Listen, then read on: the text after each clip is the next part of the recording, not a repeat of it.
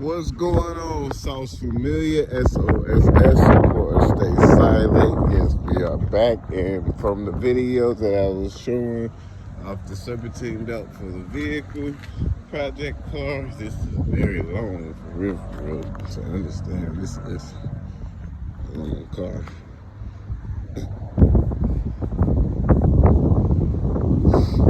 It's pretty long. But yeah, I had to do the serpentine belt, and now it's seeming pretty cool, seeming pretty good right now. And what we are doing today is this 04 Jeep Grand Cherokee 4.0 liter. It won't start.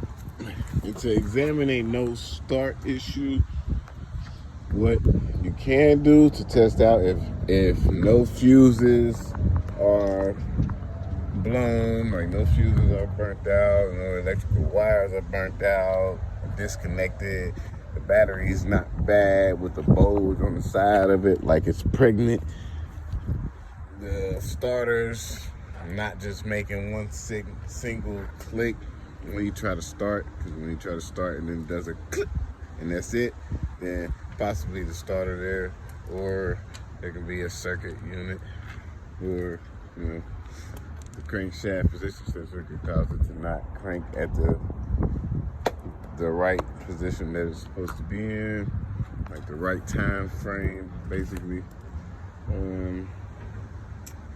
or to where at is the fuel pump could not be activated. It could be just done.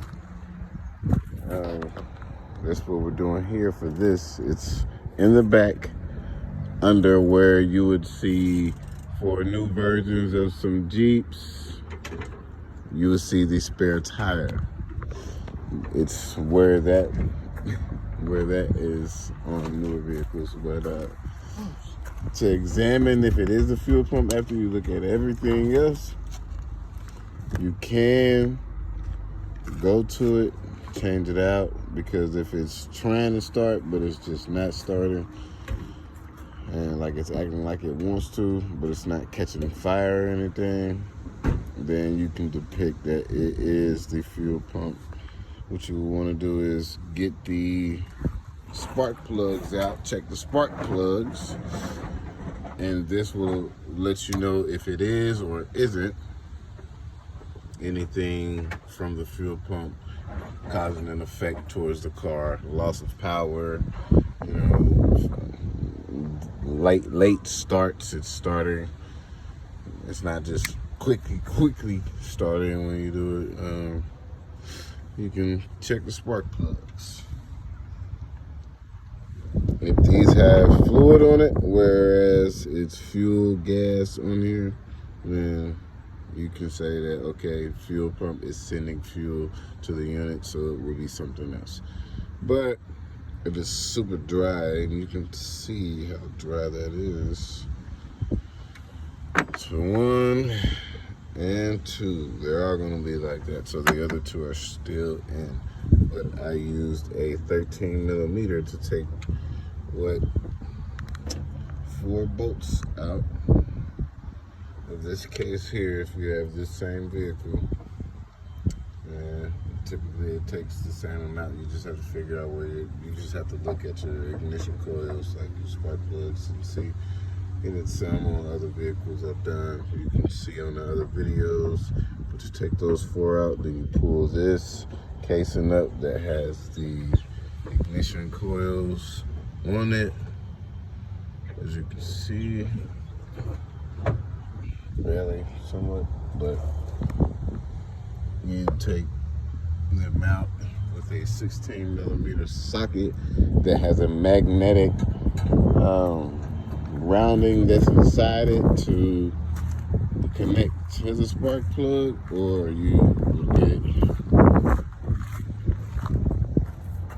the magnetic extender that I have, which is, let me see this real quick. Hold on. Oh, no, right here. No, magnetic extender.